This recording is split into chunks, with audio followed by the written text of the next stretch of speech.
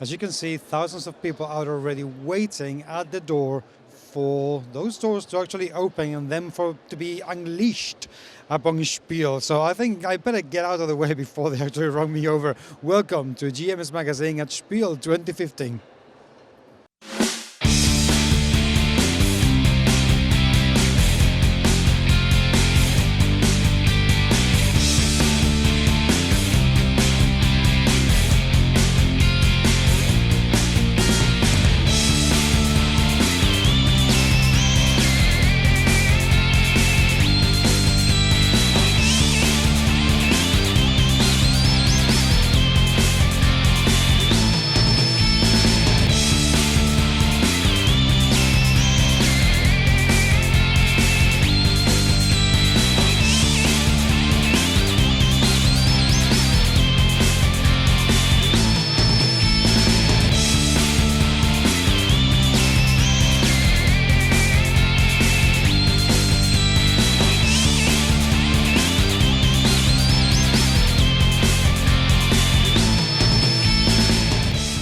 Mage Company, as well as having known them for a very, very long time, because they do exceedingly well at pretty much every single Kickstarter that they have done.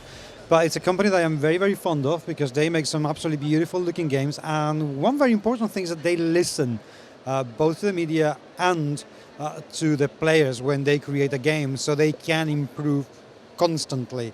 And I think the Raid and Trade is one of those examples in which they really have paid a lot of attention. They have created something that looks absolutely gorgeous, seriously gorgeous.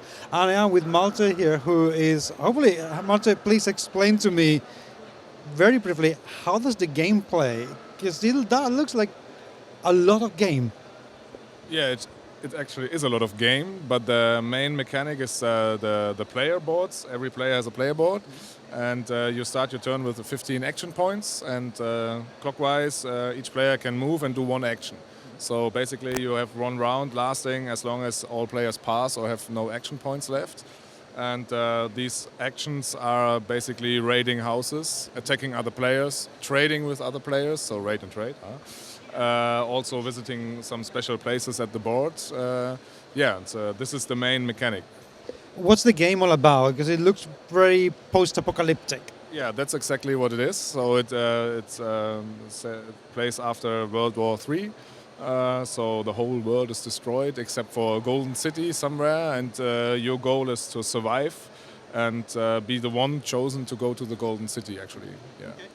Tell me a little bit, what can we see around the table? How is everything used? So what you see in the middle, of course, is the map, so which is a modular board, so every time it looks different. The center tile will always be the same. We have a black market in here. If no one wants to trade with you, you can go there and trade, but of course it's expensive. Those tiles are double-sided and there are many of them inside, so that you always have a new setup. Then we have the miniatures, of course, for each player. There's a specific miniature. You see small, medium and large buildings that you can raid. The larger the building, the more expensive, of course. Then we have those according cards to the buildings, because if you raid a house, you have to look at the card, what's going to happen, what you're going to do. Each player has a player board, combat die he uses specifically for combat. Each player has a deck of cards with items only he can build, but afterwards he can trade. We also have some quest cards, because if you fulfill 3 of the quests, you win the game, so every player can fulfill quests.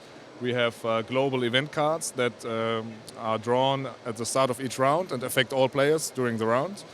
And we have incident cards. They come to play if you change the map tile. It will be placed there, and if you cannot afford or don't want to buy it, the next player coming there can pick it up. And these are like one-time event cards. You can use them for yourself against other players to add more interaction. Now, although the game has a trading element, it's not a cooperative game, is it? Definitely not. That was one of my biggest intentions, not to make it co-op, but you have to sometimes arrange yourself with the other players, because every player has their own deck and needs specific resources. So if I, as a mechanic, need more mechanical parts, and you, as a medic, of course, need more medical stuff, so we kind of have to trade. So this is you do it because you have to, but not because you want to help the other player. Definitely not. You're mentioning how every character has its own deck. I presume that also means that every character has its own abilities and its own strategies. Yes, because the items they can build. So like for this player, you get more action points through your items. Other players may get advantage in combat. So this is you have your own deck, and sometimes you may want to trade even your built items because you need this specific item of someone else. But so every player has their own way to handle the game. So whatever character you play, you need to play differently. How long does it take to play the game with maximum number of players, which is I think is 3 to 5? Yes, correct. 3 to 5, and I think if you play it with 5 players, you definitely need the 90 minutes, maybe a bit more. Yeah. So it's not a gigantically long game. No, it's not gigantically, but you need to take your time because you have to level up to build your character and then finally try to win. Yeah. Looking like that, I think people just have to buy this, don't you? I'm very happy with the result, definitely, yes. Thank you very much indeed. That looks stunning. It feels like it plays very simply and very nicely. So, yay!